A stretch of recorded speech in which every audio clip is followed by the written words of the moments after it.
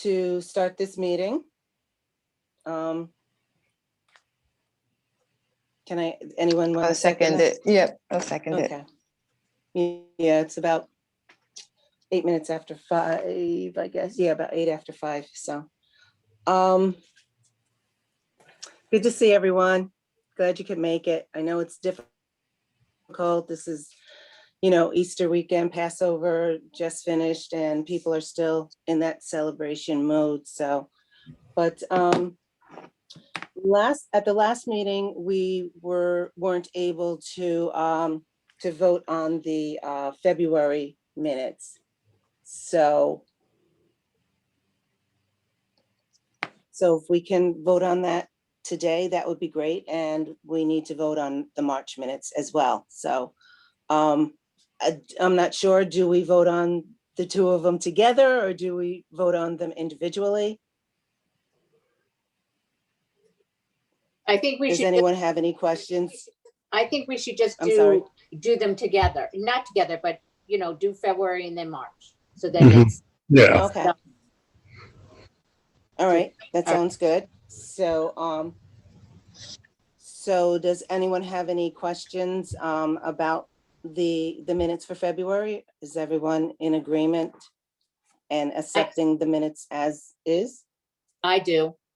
I'll say. All in favor say aye, Aye. or yay, or yes, or what? Yay. All opposed? Anyone opposed? Okay, and there's 4 of us, so we will accept the meetings as presented to us.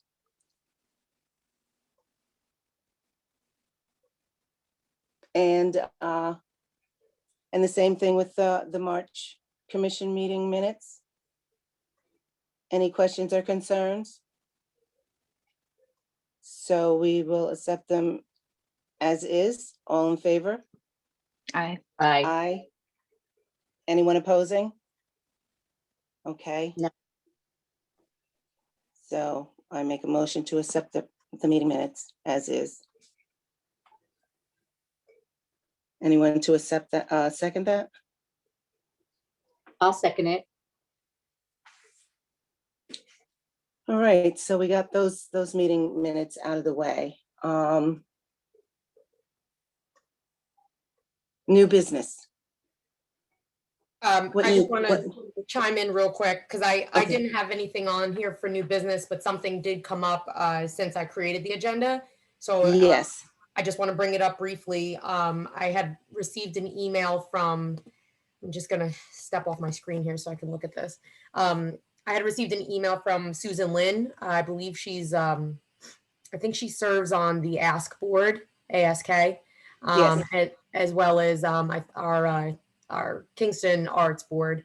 So it sounds like there's been a discussion. I think it was approved or supported by the mayor, as well as our arts and cultural director, Addie Farr, to place an exhibition of Dennis Connors, a Kingston artist who was instrumental in the growth of ASK, and the Kingston Biennial Sculpture Exhibition.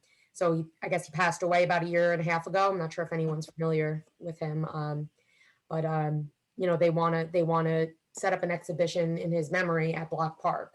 Of course, there would be a lot of questions. I did reach out to Addie to ask, what her input is, or what would need to happen on the Arts Commission end of things. It does seem like the exhibition would be fairly large, which would obviously require a bigger conversation. I'm sure you guys would want to know what the exhibition will look like, and I think overall where it would be placed in the park. Right. So if there's a list of questions we want to pull together, we can, I also want to give the other members a chance to ask those questions, or, Absolutely. so maybe it's something I can send out an email as a follow-up just to, I'll forward her email. And then if anyone has additional questions, we can get that going. If you want to invite her to the next meeting, we can do that, whatever everyone wants to do. Was he a sculptor or something? Or I think I remember him. I think he worked for the school district a while back. Well, I'm not sure how long, but he was, if it's the right person I'm thinking of, he was like my library teacher when I was younger. And I know he did like wrestling and different activities within the school district. And I'm not too familiar with his art connections, but I know that I think he had like a really colorful truck or something that was like painted a certain way. So I don't know about all of his different parts of his life, but if it's the person I'm thinking of, he was a really great person. Yeah, and Oh. we can try to get a biography of some sort. I mean, I think Mhm. all of that is helpful to be able to know who we're talking about. What I'm thinking of is if it's outside, it's probably not paintings. No, it's a sculpture. It sounds like it's a It's sculpture. sculptures. Yeah, Mhm. So like multiple sculptures or, that's Yeah. what I don't know. Those are the kinds of questions we'd want to ask. And what, Yeah. again, just in Addie's response, she was the one that told me that the sculptures are on the larger scale, and so it seems like there'd be a follow-up conversation between the two of us and of course the commissions. yeah, it sounds interesting. And I don't know if it matters if there's one or 30, but just a curiosity. Yeah. I think that at a future meeting that we should, when do they want to do this? I don't think there was necessarily a date. Okay, Let me just. so I think that we could invite her. Yeah, I To a think that meeting. he's just starting the process by asking Okay. us, of course. And I think the Arts Commission has to have some sort of input in, what kind of exhibitions or sculptures or artwork is going out, out into the Okay. city in general. Oh, it does look like she said, well, they want to have the exhibition in the park for at least 3 months, maybe 4, perhaps July to October. So that does give us some time then. Okay. Yeah. I think it would be a good idea, but we do have to, I have some questions, and I think that, the rest of the commissioners would probably have Yeah. some type of questions as well, so we can maybe put our questions together and invite her to a meeting, and maybe she can address them at that time. Yeah, I think that's good. Uh, I'll be sure to send you guys all the email so you can review it.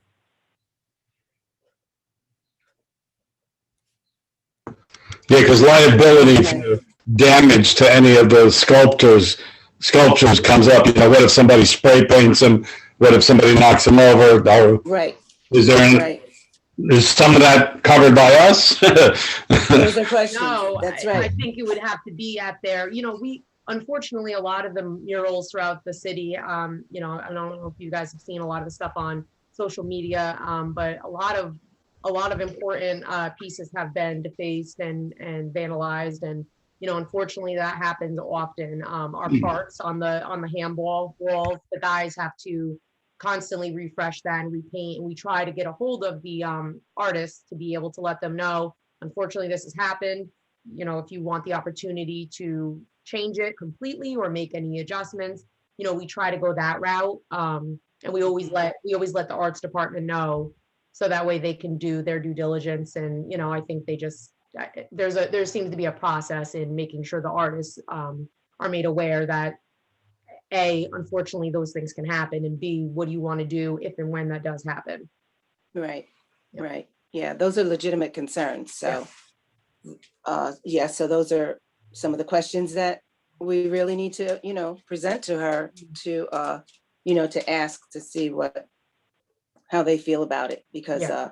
if they're just looking for the space and we have no liability, that would be great, but They have to provide insurance. That's another, so they, as the, I guess, as the organization, they have to provide insurance, because especially if Yes. these are large structures, Yes. I would imagine there'd be a lot of movement. There might need to be, some equipment to help move these things. I don't know how, when people say large, my ideal large might be very different from what Addie is telling me. So, Right, somebody could get hurt on, playing on one of them, or Yeah.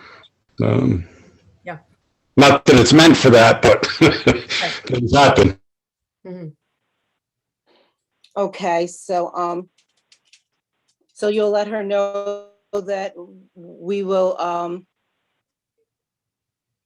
we'll talk, we'll have a discussion, we'll look at Yep. things and get back to her, or Yeah, I'm Okay, gonna let her know that I'm gonna share her email with the commission. And we're, Okay. most likely gonna have a list of questions.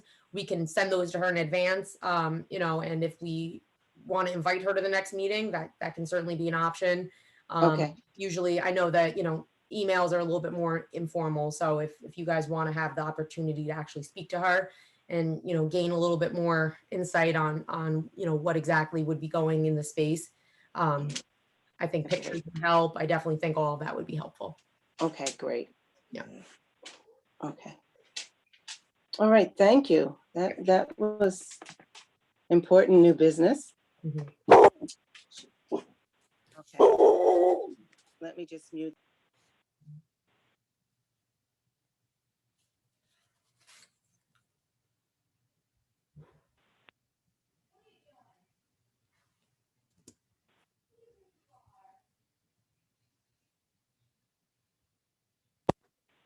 All right, so item number 3, action and discussion items. Okay, Ron Woods, is he here today? Did anyone receive a letter from Ron Woods? I think everyone. I'm here. Oh, there Did is. everyone? Oh, Hi, shoot. Hey, Ron. Have a Good nice. day, Mr. Woods. I was going to say have a nice Christmas, but have a nice Easter. I'm a little Yes. behind it. Is this on Dietz Stadium? Yes. Ron sent a letter regarding Dietz Stadium, and I will let him speak about that. And I'm just going to step away for a second. I just want to put my dog out. I'll be right back. Come on. Okay, everyone. According to the Dietz Stadium contract between the city and the school district 2 years ago, the city was conveyed complete control and management of the facility, for the school district having priority for scheduling on Dietz. The city has complete control and management in return for the school district paying $95,000 a year. The city, through Mayor Noble's administration, received the funds. The school district did not finance this project. The contract, the Dietz Stadium contract that everyone should have, states that there should be monthly meetings between the Rec Commission with a liaison for the school district, who was James Michael. I don't know if he still is. That's item 8 in the contract that clearly states that there should be monthly meetings, Rec Commission and a liaison for the school district. The Recreation Commission is responsible to provide recommendations and input for all the city parks, including our largest park, Dietz Stadium. This concept has always been clear. There was a public meeting on the new Dietz Stadium plan, January 19, 2021, and that plan should be presented to our commissioners for recommendations and input. This is clearly written in the Dietz contract. I made presented a few to city officials recommendations on Dietz Stadium. I'll try to be brief. 2 recommendations for everyone. The name on the sign says Dietz Memorial Stadium, and people don't know if that's named after the Dietz Diner or retired teacher. Veterans and Dietz family, as well as I, think it should, appropriate sign of designation should read Sergeant Robert H. Dietz Memorial Stadium with Medal of Honor listed underneath. I could talk about Sergeant Dietz all night, and Steve could too. But this deserved honor was presented on Memorial Day, May 30th, 1954, at a dedication day with federal officials, state and local officials, the Dietz family, and 1,000 Kingstonians in attendance. Sergeant Dietz gave his life for us and our country, single-handedly fighting our enemies at times. Robert, the former KHS student, lived on Abbey Street, was awarded the Medal of Honor. He was killed in 1945. The Medal of Honor was presented in 1947 by the United States Congress, signed by President Harry S. Truman. A commendation letter was sent to the Dietz family by President Truman. Sergeant Dietz deserves a stadium named with his full name to honor him and his accomplishments. Sergeant Robert H. Dietz Memorial Stadium Medal of Honor, the highest military honor that can be achieved by a person. So, a quick other one. I'm an old-time graduate of KHS. Always been a strong proponent of K-Head sports. The KHS Tiger insignia is and should be prominently displayed at the park. In the plans it is. But the city of Kingston owned Dietz Stadium solely for 83 years. Proud owner today. The Kingston City Seal should also be prominently displayed at the site. Other commissioners, I'm sure, have great ideas. We have a great commission. All the commissioners should not be ignored, and I just think the commissioners should follow the path, make recommendation, input, get a copy of the plan, get a copy of the contract. Ron, not a Kingston High School student, but a veteran, and for those who aren't veterans, or maybe for anyone, I don't want to assume anything, and you probably already know this, but the Medal of Honor is not like anything else. There is nothing else in the world like a Medal of Honor. There's very few of them. I was traveling on business to California, and I happened to sit with, or he sat with me, the Brigadier General who's in charge of the Medal of Honor Committee. And there's a movement now for the living ones. There were 77 living ones at that time. And they were getting, I think it was $1,400 a month pension for that. And they were trying to raise it to $3,000. But it is the award that is earned, not won, but it's earned, that very few people get it, and for most of them, it cost their life, and it has to be an extraordinary thing, and it's the one award that if someone walks into a room wearing one of them, everybody, including the President of the United States, rises. It's, and that, Sergeant Dietz, well, he never got to witness that respect. I think that, the city naming the stadium after him, and I personally agree with you, Ron. I think his name should be on that because it isn't named after the diner. It's named after a Medal of Honor winner. Like I said, there's no greater honor than that, in my opinion. Thank you very much. Just Dietz Memorial Stadium fans, Hudson Valley fans, Kingstonians don't know who Dietz was, and it should be Sergeant Robert H. Dietz Memorial Stadium Medal of Honor right underneath the sign. There is a plaque or a memorial marker in there with that information on it. Right.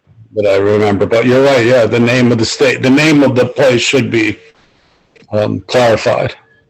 Yeah, the monument has the letter from President Truman, what it read to the Dietz family. That was put in by the American Legion with funds from the IBM gave funds for that monument. But, people drive right by it going into the parking lot. Should be prominently displayed his name and his honor, appropriate sign of designation. We're very proud of Sergeant Dietz in Kingston. I agree also that I think it would bring prominence to Kingston, and it's more of a tourist attraction to know that someone who received a Medal of Honor, actually lived in Kingston, and I don't see where it would be a problem to do that, but who knows? Who knows? I don't know how Um, we proceed. Lindsay, how would we proceed on that? I guess I'm trying to understand if the name is already there, we just want it to be more clear of what this man's title. Right. But that, to me, I would imagine is just, just a sign update. It's not changing the naming at all. We don't have to go through the common council for anything like that. I would imagine it Oh. would just be a new sign put up. Right, Like, who's the Do we have to project? vote on? it's already designated that, so Yeah, you would just clarify the designation, yeah. Right. Is So his we full don't name- have to vote on that. But I want to make sure it happens. Who would we proceed on to let who would we proceed to tell, the mayor or the project manager? Otherwise it won't be done. We're not doing the plan itself ourselves. A memo to someone. Lindsay?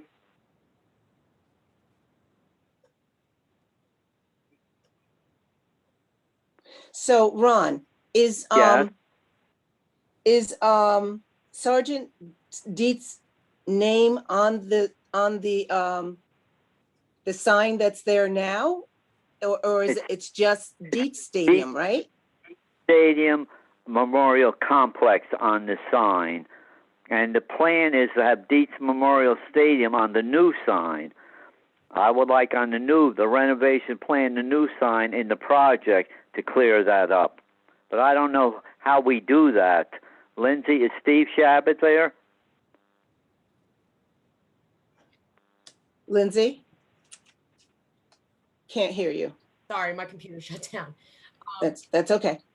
Steve couldn't make it tonight, but I can follow up with him. And I'm sorry if I missed what was said in between there, but I mean, I think it could be done in-house, I would imagine. I can speak with DPW, our maintenance staff, and just see, but if a whole new sign needs to be ordered, I mean, it would be something, we just look at the budget and try to see what we can do. Well, that would be in the plan, the renovation financial plan, Lindsay. That money's already allocated. We don't have to do that ourselves through our recreation funds. Well, is that already is that already in the plan to be? The sign is in the plan, but The it sign says Pizza Memorial Stadium. The sign is allocated to funds. We just want to change it to give the appropriate sign of designation. So I would just send it to Ruth Ann. Ruth Ann Frank is she's the project manager. So I'll just send her a note. Yeah, thank you, Lindsay. That'd be nice. Would there be some announcements I mean, you know, if we just change the name on the sign, may not be noticed, and you may be able to get more notice for Sergeant Dietz and Dietz Stadium and Kingston if there is an announcement. But Maybe well, some, named after him all this time, we're putting up a new sign or whatever, a rededication or something, I don't know. Yeah, well, we'll go Yeah. to the project manager, then the change will remain. Dan Wright on KNY talked about that the other morning, about Sergeant Robert Dietz and all his achievements and protecting our country and protecting all of us. He had it on. You know, we go to the project manager, the change that we desire. I mean, we have the power for input and recommendations for Dietz Stadium, the Kingston Recreation Commission, and we're recommending that sign be changed. We don't need city funds. It's the funds that Mayor Nobles and administration received. okay. So the money says already been allocated. All we want to do is reword the sign. That's it. Pretty simple, but I wanted to proceed, make sure it does happen. We can talk Right. about it. It has to go to the project manager or Mayor Noble or Right. Well, Lindsay can follow up and see where it needs to go, and as little as possible or as much as, you know, whatever needs to happen. I mean, and, you know, as long as the commission agrees on that, I mean. I don't know who would disagree on that. Holy. No, I don't either, but, you know, in case, I know that some things didn't happen because the commission didn't vote on them and had to go back and. Someone make a motion in a second. I can't, but be Sergeant Robert H. Dietz Memorial Stadium Medal of Honor. I would make that motion that the sign include Sergeant Dietz's full name and Robert H. that he is a Medal of Honor winner. Family would like it worded that way. They're down in Florida. They're going to come up when we dedicate the stadium. I'll second that motion. So Lindsay will check with Ruth Ann Frank. Is that her name? Ruth Ann Frank? Yeah, I think Yeah. there might be a hyphenated name in there. I'm not- Yeah, I'm you'll really- check with Ruth Ann and see and let her know so they can proceed with that, because it sounds as though, according to Ron, that we're able to give that input.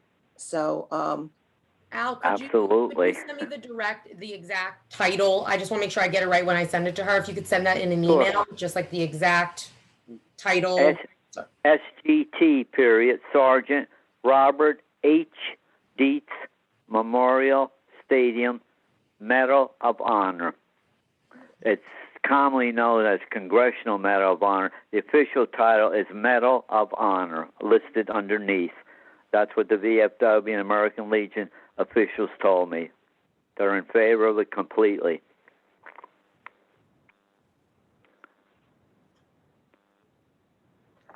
okay, so once that sign is up, we can probably get, some of the members of the VFW to Well, there'll be a come out big and do a dedication. Maureen, there'll be a big dedication day at some time, and so we have Okay. time for that. Absolutely. Okay. Thank you, Ron, for bringing that to our attention. Thank you. And Now, if you was could there- get, if you can get the contract and the renovation plan for each commissioner to consider, because we're supposed to give recommendations and input as commissioners to the plan. Yep, I sent that to everyone. Okay, Yes. good. Thank you, Lindsay. No problem. Yes. Thank you, everyone. Have a great Easter. Yeah, you too, Ron. Thank you, Ron. You too. Oh, that's very nice. You're all very nice. You're doing a great job. Okay, bye-bye. Bye. Bye. Bye. Okay.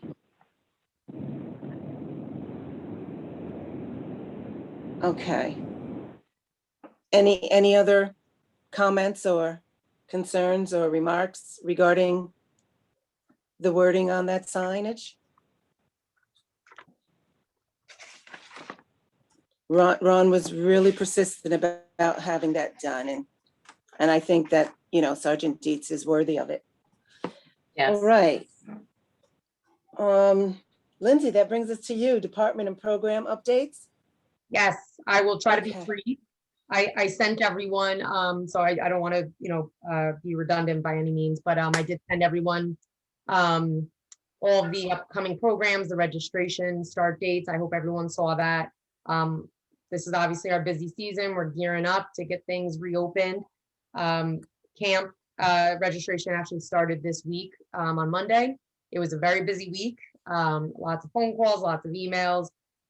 Everyone's trying to get their kids signed up. We had a lot of activity on Monday morning, especially our software actually shut down for a moment. So it's a good problem to have. People are excited. They're eager to get their kids set up. So this week we had signups for the tennis clinic, junior naturalists, and summer camp. And so all that is looking good so far. We are capping each location, summer camp anyways, those 4 locations are being capped at 50. So that is where we're at with that. Some locations fill up to 50 very quickly. Forsyth, I think, is only like 20 kids away from meeting that.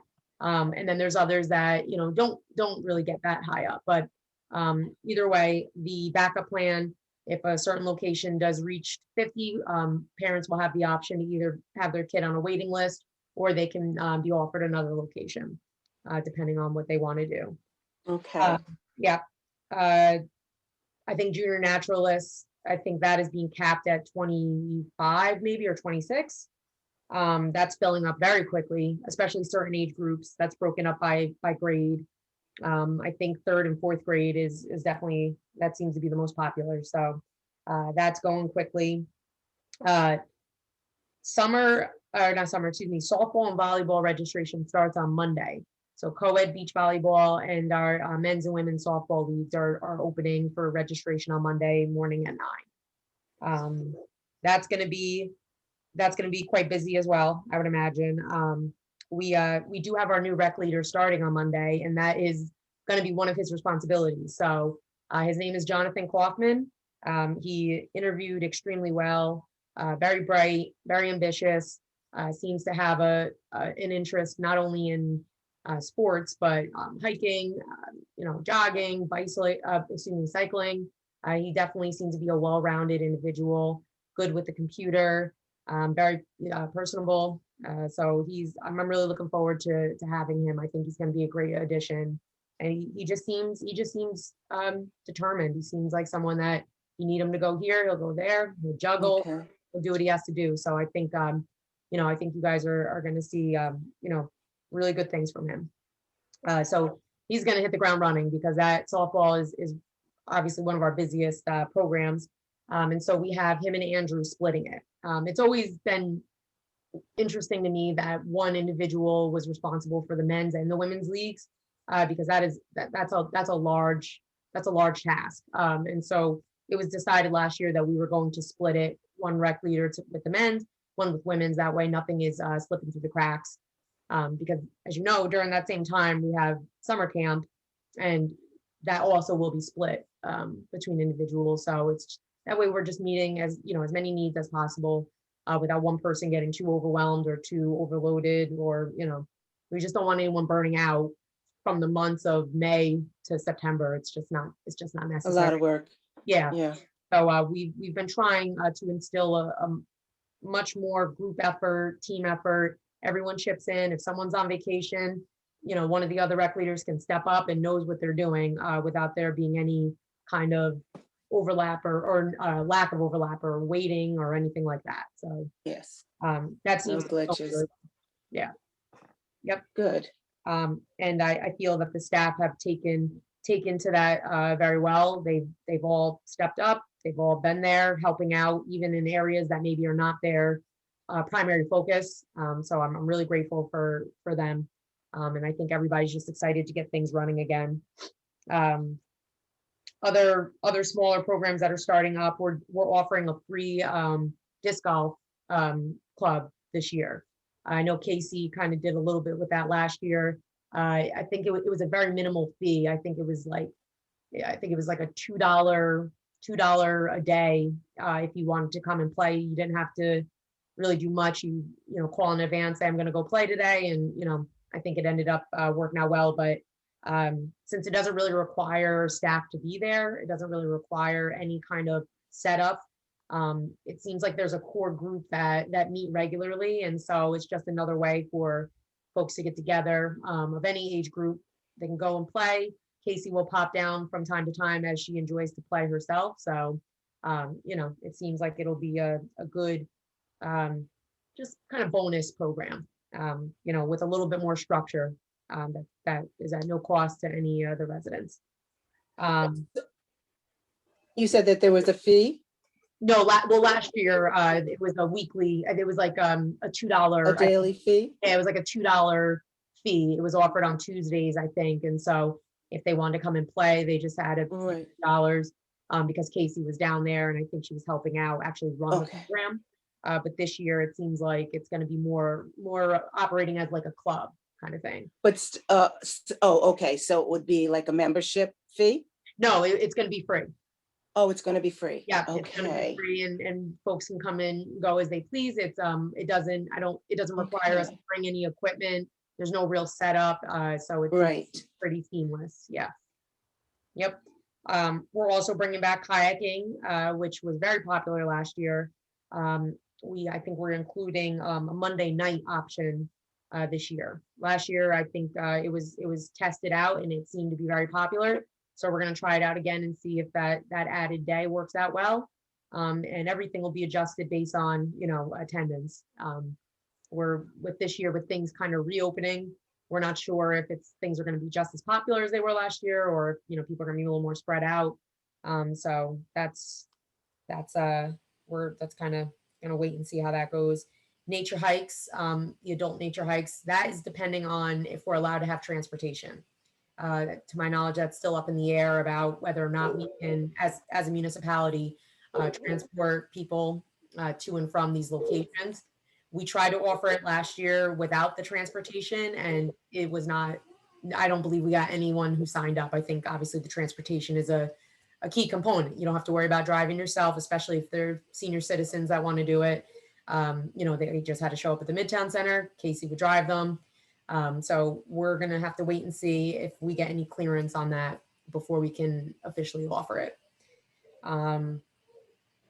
I think lastly, what I have, the school program, the last day of the distance learning program is going to be the 16th. And then as of the 19th, we will revert back to an after school program. And so now the kids, I believe by the 19th, all of elementary school will be back in the classroom. From their break? Mhm. Well, the classroom, because they were still doing kind of a hybrid program. I think some kids are back in the classroom full time. Others are still, I think they're kind of doing in increments. Is that correct, Andrea? Okay.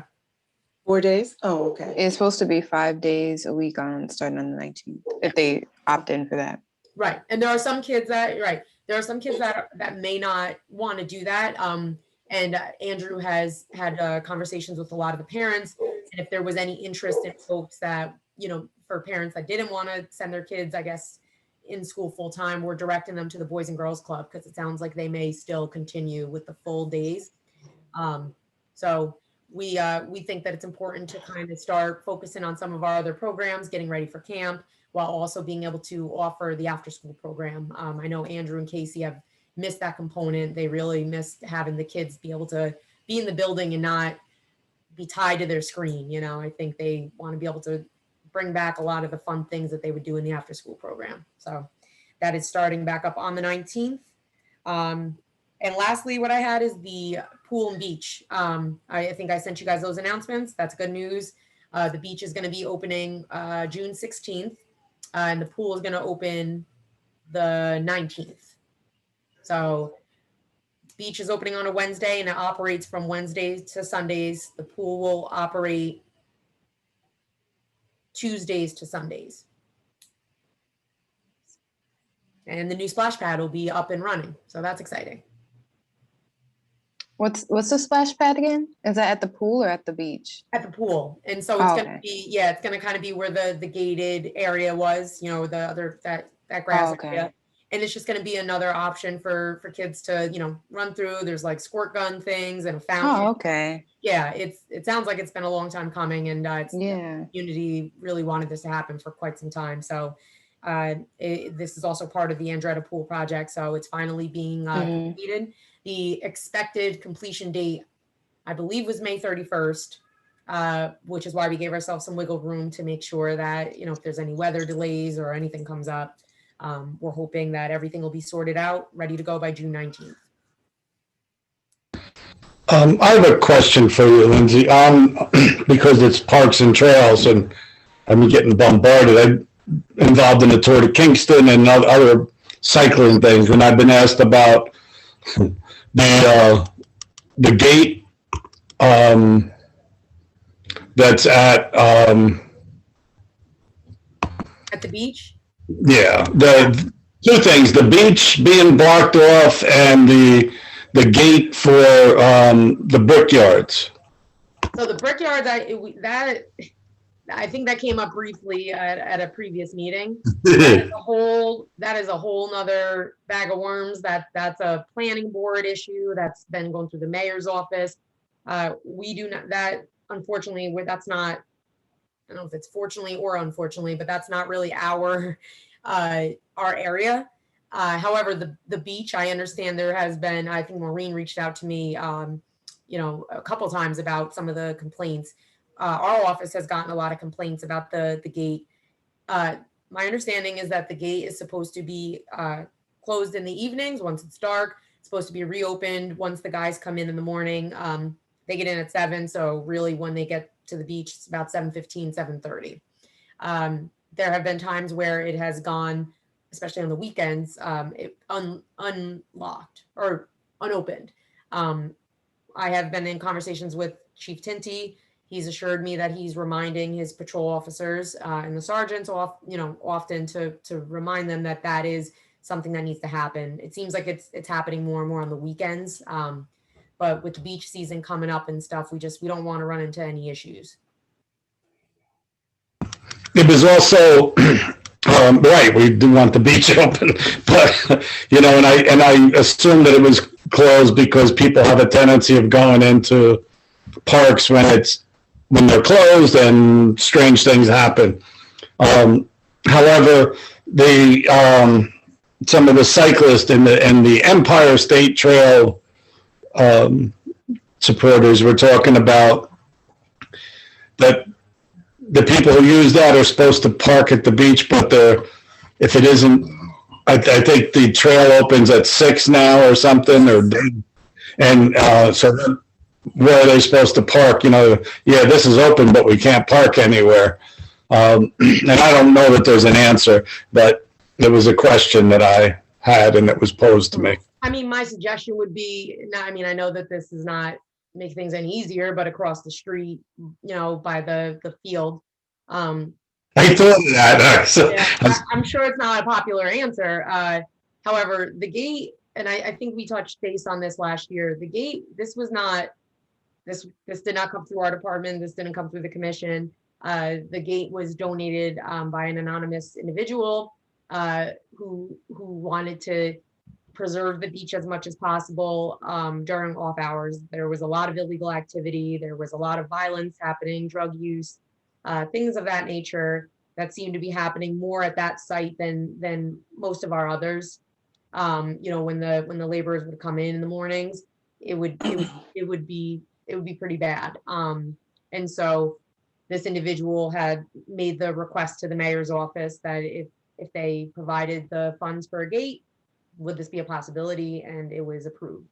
It is not a popular decision, doesn't seem to be by any means. But I do think it has deterred some of that evening behavior that's kind of going on or was going on. But the real test will be once the warmer weather comes up, and we'll see. But that, we're trying to work out the kinks. We've been in communication with the police department, and as we get closer and closer to the opening of the beach, we definitely want to make sure that we stay on top of that. But it has been a little bit of a challenge. And the trails within the city of Kingston had become the responsibility of, well, yours, of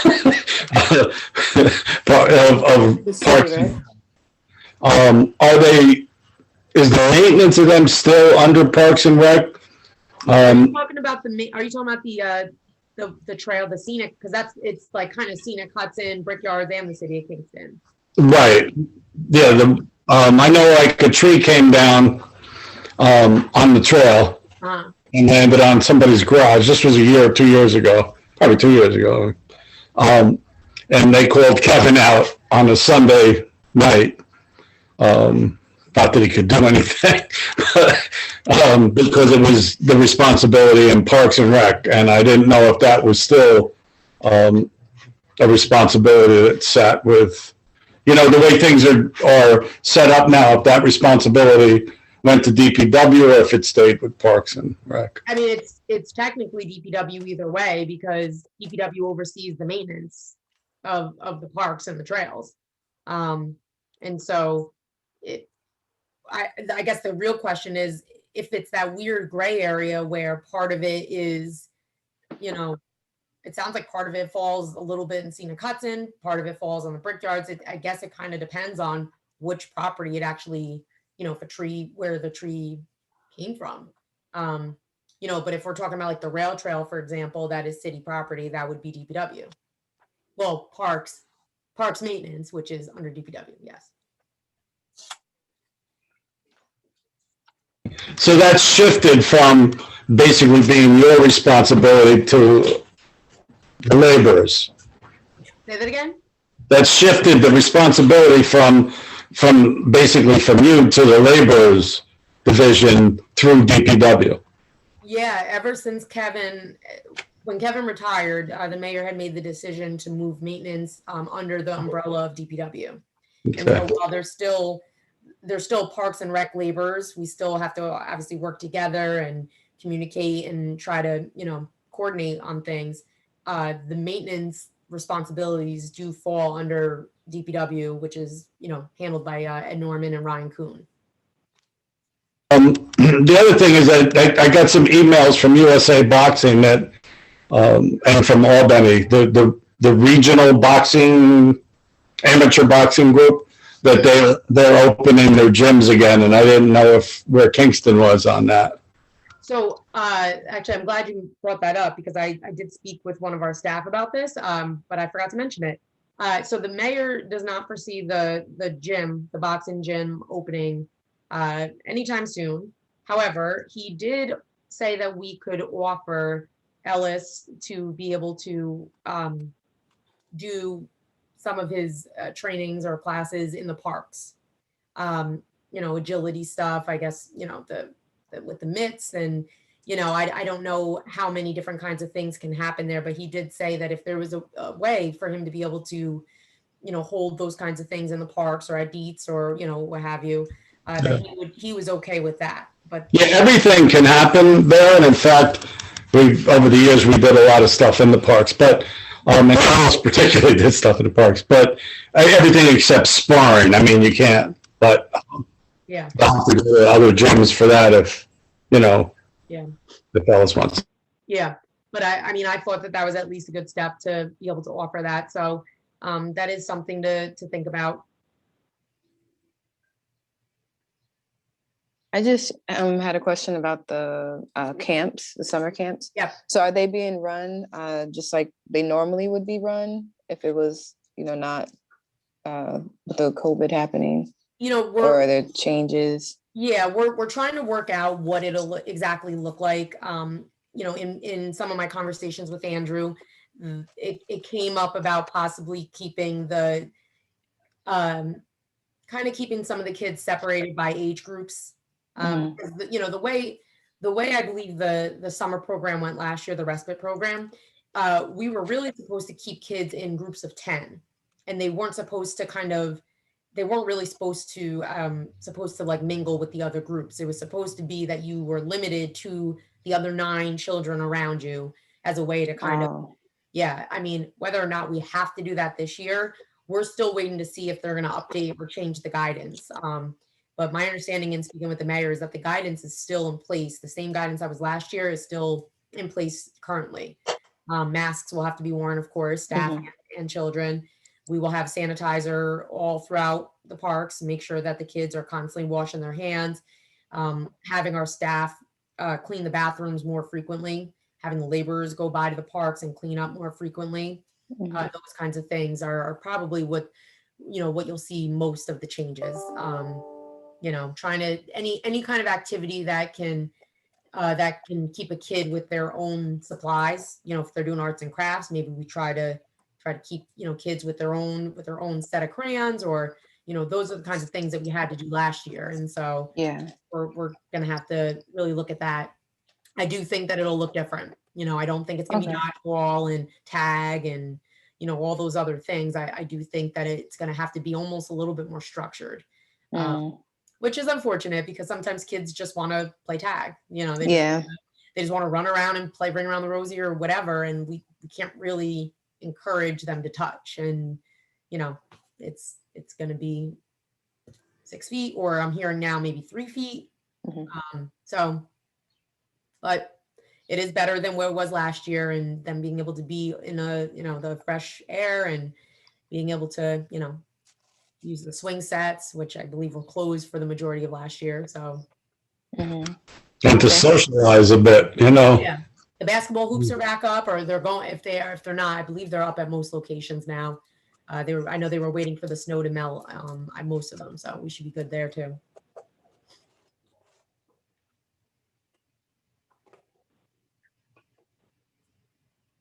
That's all I got. Unless you have any other questions, but that's all that's on my list. Good. That's a lot of information. Thank you. for that update. Anyone else have any questions or concerns? Okay. So old business. Starting out with the Ken Bryant Memorial. So we did, I believe that, I know that I received a letter to be presented to the Common Council. Hello, who's on the line? This is Joe. I've been on the line the whole time. Yay, hey, Joe.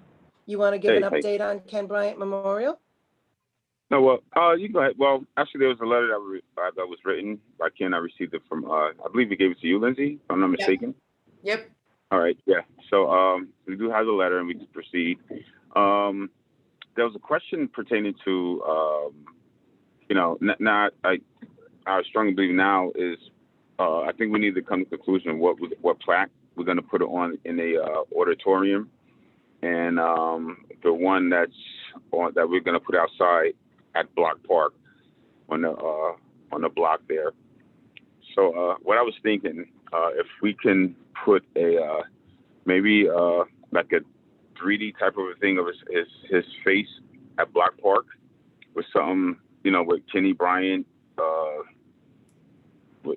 Kenny Bryant underneath, something like that, or something that such as in the auditorium, you could put Kenny Bryant and just a little small version of what he did in the community, whatever. I mean, we could collaborate that together, how we want to word it. If everybody's in agreement with that. And I'm getting some quotes. I'm waiting for one more, another place to give me another quote on the exterior plaque, which would, that we could put on the, on that, that's in the block, but right in front of the basketball court.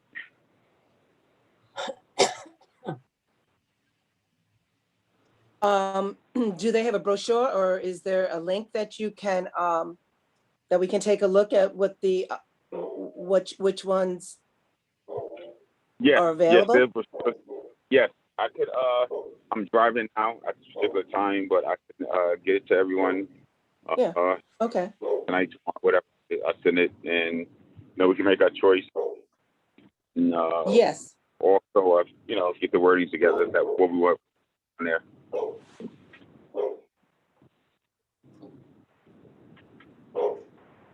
That sounds good. So we can, take a look at what the options are Yeah. and try to make this happen Right. as quickly as possible. It's just been so long now, Yeah, and I think that's the only thing that's left, because now that we have the letter, we can proceed on what we want to do. And once the plaques are in, I think maybe at the park we could, have a little something at the park with his family there, dedicating the park, to Ken, dedicating as Ken Bryant Memorial or basketball court, however you're going to dedicate it.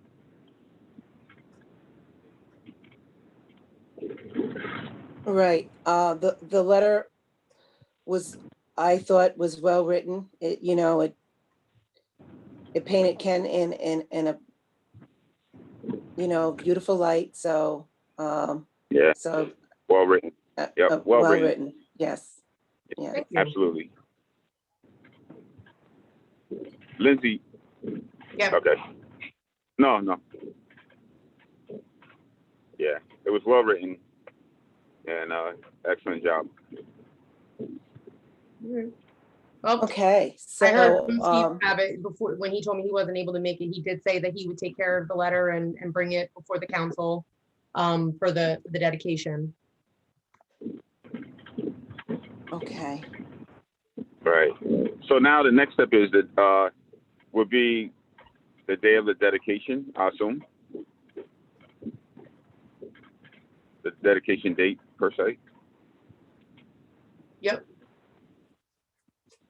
And when will that be? Is there a way that we can Well, Well, I think does we the have co- to check with the family, and I mean, the first step is that, Yeah. it has to go through the motions with the Common common council. right? Once Exactly. once that's approved, which I don't foresee any reason why I wouldn't, then I believe there would be a formal resolution. But I think at that point, the family would want to be contacted, and I don't know if they'd be bringing Right. family in from out of town, or, there's usually, a lot of people that want to be there to see something like this. So Right. I think what could happen is, we would check with the family, find out if there's a specific month, if anyone's coming into town that they want to look at. I do know that there's expected construction at Block Park to repave the parking lots at some point. So I do want to make Right. sure that we don't have a date for that yet, but I do want to make sure that we keep that in mind, because I think whenever they start that, I think that'll be roughly around a 2-week process. Right. But did we have the resolution? Did we make a resolution for that already for the or was that just for the dedication of the park to Ken? No, that has to go through, that's what the letter is for. The letter has to be submitted to. Okay, gotcha. Yeah, for that. Okay. Got it. All right. Yeah. So I guess that's the next step. Meanwhile, I will reach out to Kevin and ask him about what would be a good month for the family. Hopefully it doesn't bump into the construction aspect of what they did there, such as a pavement, and but just give us at least have some options or whatever, and go from there. Great. Thank you, Joe.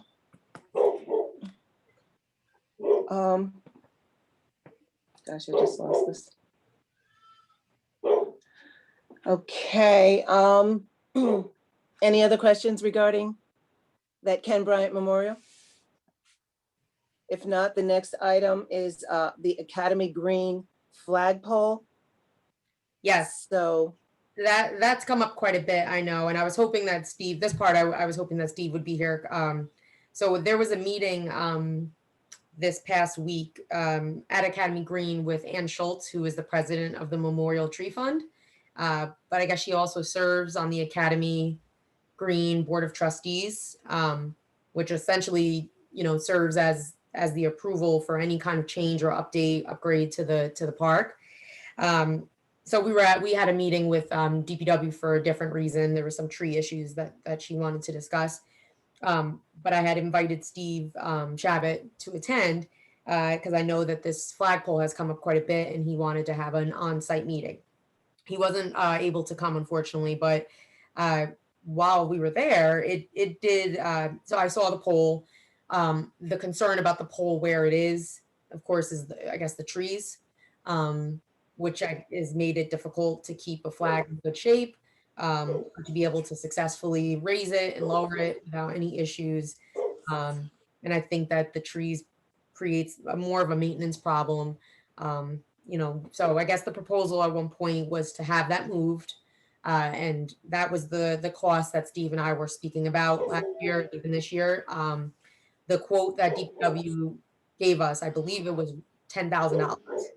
I mean, it's a large pole. I didn't realize, I guess I had never really, has anyone seen that pole? I mean, it's not just like a yard pole. I mean, it is a very, larger than a street light.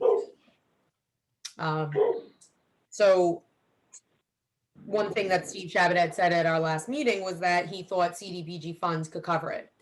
I found out at that meeting that Academy Green is outside of the limits for CDBG. It is outside of the district, I guess. There's very specific areas, that projects or anything that's covered by CDBG has to fall within. And unfortunately, Academy Green is somewhat outside of that range. It's more on the uptown side of things. That's why Deet Stadium isn't allowed to receive CDBG funds, Forsyth Park, things like that. So unfortunately, that won't be an option. So I guess it really comes down to what other options there are. I mean, if anyone thinks that it's more feasible to put in a smaller pole by the fountain, I guess that's one option. I guess it was also brought up to replace the pole that was at the entrance of 585. There used to be a flagpole there. So it really, I guess it's just a conversation to bring up with you guys. doesn't seem like if financially it does not make sense to move that pole or to install a pole of that size. And so I don't really know what the next step would be for that. Lindsay, I have a question. Can that pole be? Is it? I haven't looked at it. I'll look at it. I'll swing by tomorrow and look at it. But I was wondering if that pole can be rehabbed, meaning like sandblasted or cleaned really good and then resprayed. You know what I mean? Yeah, I mean, that would probably be a question for DPW. Yeah. Yeah. And we would I'll have take a to, look we at would have to run it by the Academy Green Commission or committee.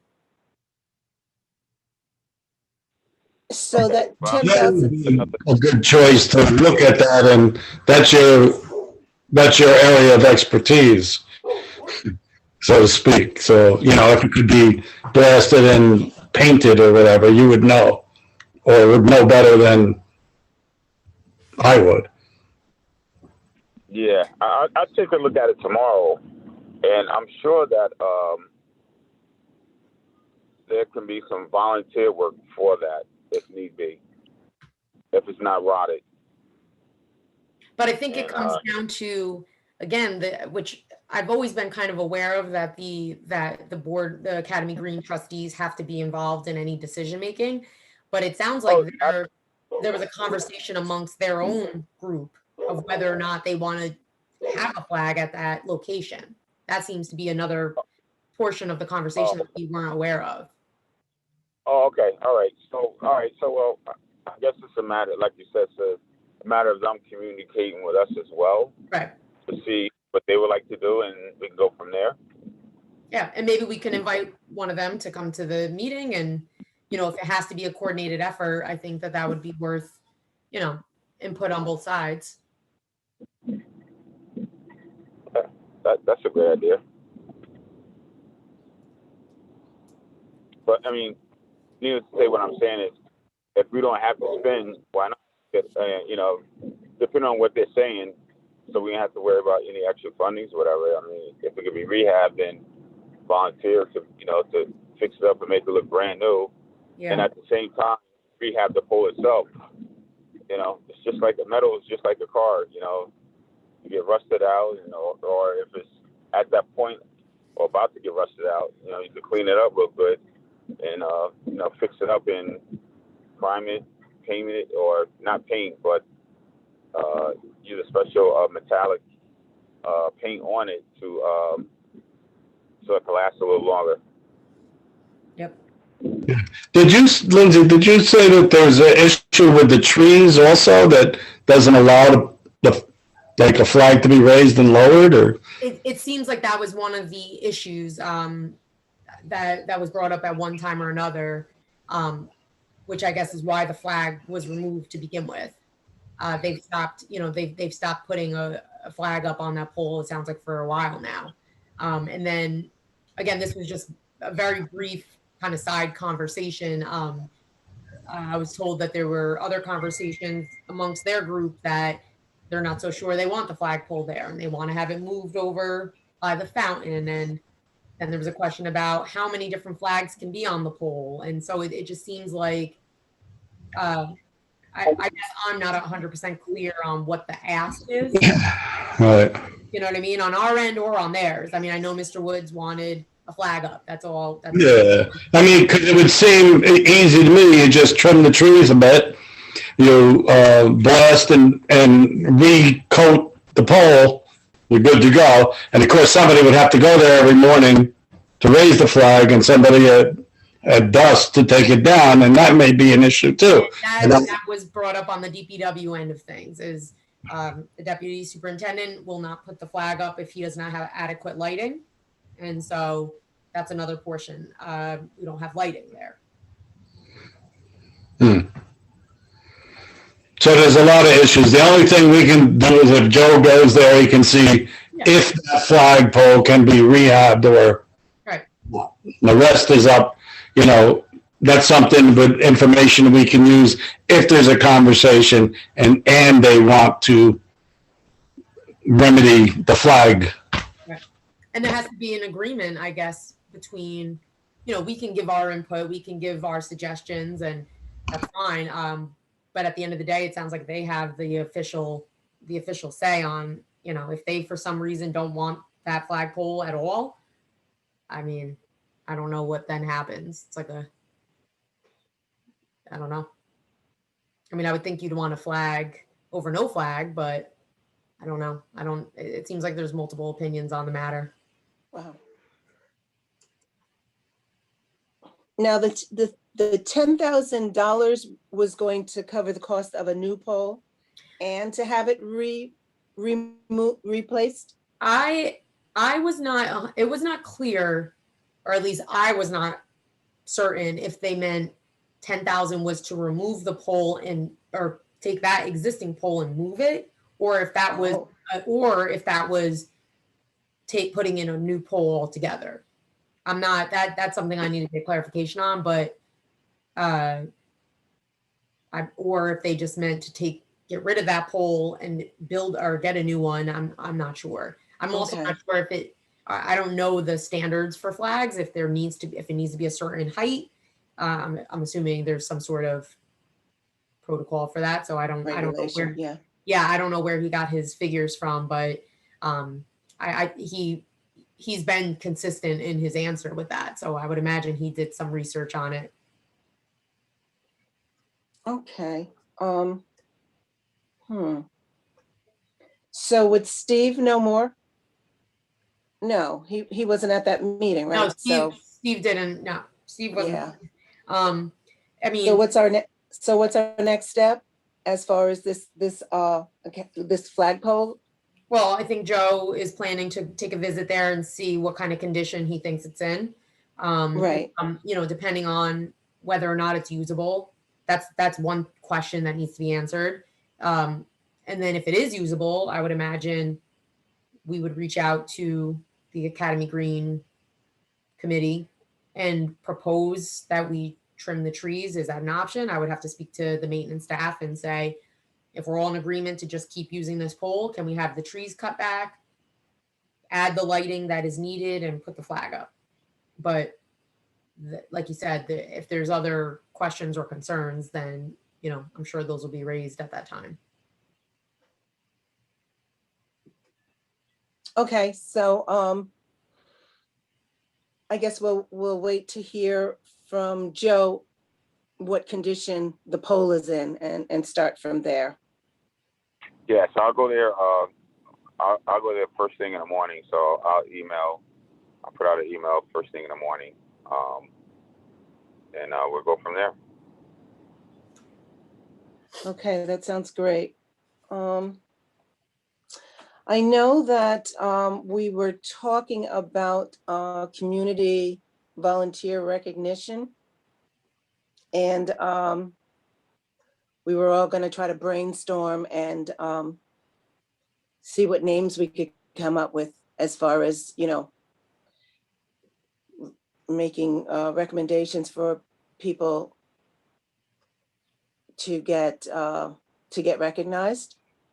I haven't come up with any name yet. So, has anyone? Yeah, I think we've given all the volunteers their recognition already. I can't come up with any new names. I don't know. I think there's a lot. I haven't thought about it. I think there's a lot of people that do an awful lot in the community. And I'll have to really think about it because there are people. I mean, there's a lot of people that do a lot of really wonderful things, even in these terrible times, and a lot of terrible things we hear happening. There's people who really, have for a while and continue to do so. I know that there's organizations that have done quite a bit since COVID-19. People have been out there, helping out a lot. So do we want to recognize an organization, or are we looking to recognize an individual? Well, people that have done stuff that's related to, I would think Parks and Rec, and or working maybe with youth, or adults or sports or Yeah. something that's connected. Yeah, it seems that in past years, it seems that the individuals that are recognized are, like Al said, are people that have contributed to our programs and working with the kids and, you know, other things. With that, I found myself struggling a little bit because we didn't have any programs last year. However, that doesn't mean, I do think that there are a lot of people that contributed during this pandemic in other ways. And one person I would like to say, I don't know if technically it was considered volunteer because when everything shut down, the mayor had provided an opportunity to all city staff who were unable to perform their usual duties to volunteer somehow with the emergency food collaboration or helping with the hotlines and things like that. So one person is our director of health and wellness, Emily Flynn. I know that she is still currently heading the emergency food collaboration that's happening right now out of the Midtown Center. So from 10 to 2, there are a bunch of volunteers in there that are dropping off food, picking up. There's definitely a lot going on with that. I personally think that she's someone to acknowledge, whether or not people call it volunteer. I mean, it's part of her day-to-day responsibilities with work, it seems, but there are people that work with her that are volunteers. And so maybe we can look at some of those names. They are serving families in the community, but if the focus is Parks and Rec and our programs, then that would be a different list, I would imagine. Or, people who, I'm sure he's already gotten it, but, who do things behind the scenes, like a Ron Woods, God bless him. And, somebody who's done that for as long as most people have been alive. And I think Ron has already received the award, but, so maybe thinking outside that box even a little bit to, that not because I usually go to thinking about people who are actively coaching or people who are, and it could be more than that. Could be more than that. How long do we have to decide? Do we have to decide right now, or do we have? No, a little bit of no. time? We don't have, we Okay. don't have a date or anything. We don't have to. He said when the weather got warmer. But Maureen, if you want, I don't know if you want to try to have names by next meeting. We can try again. Yeah, because, yeah. Okay.